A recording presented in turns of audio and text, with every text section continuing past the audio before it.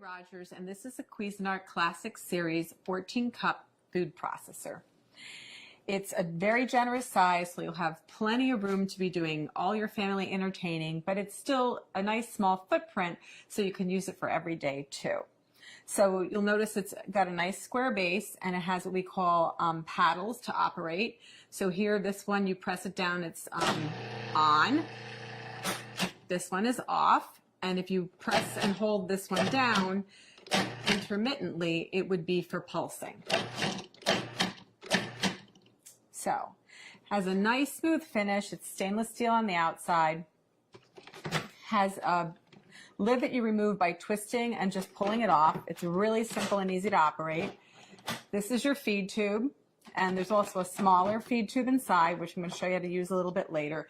And you can actually drop things in through the feed tube like garlic, or we're going to do garlic and jalapeno, and you can actually have the machine running. And it's a very efficient way to chop up garlic and some other items.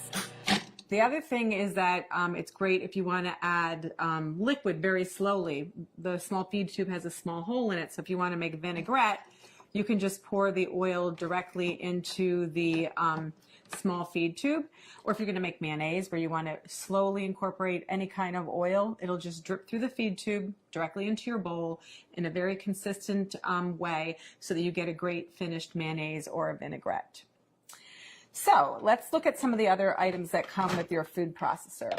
In the bowl already is your chopping blade. And we call this the S blade because it's shaped like a little bit like an S. And this is used for everything from chopping herbs and onions to pureeing, mixing, and also kneading doughs. And then the next thing is your stem. And the stem is attached to the bottom of your discs by lining up this arrow here with this one here. It's a little hard to see. And you just press this down and turn to lock it into place. And then what you would do is you hold your disc by the edges, and there's also a little icon up here. It's the same shape as the stem on the bottom, and if you line those two up, you can just slip it in really easily. So that's the shredding disc, and it's medium. We always recommend that you lay the disc down and then put on the stem accordingly. And to do any type of slicing and shredding, you would use the medium slicing disc, not shredding, slicing. And you do the same thing. You line the little arrows up. You press and turn to lock it into place. Always hold it by the edges. And once again, if you line the stem up, I'm not doing it very good, but this is the way it goes. You just slide it right into the work bowl. And then what you would do is you put your lid back on and you would slice and shred. So you could either use the pulse function to slice, or what you can do is you can turn it on. But as soon as you remove the feed tube, it'll stop.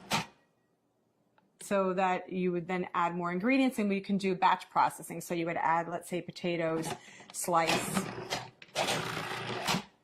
and then continue on. And then we're going to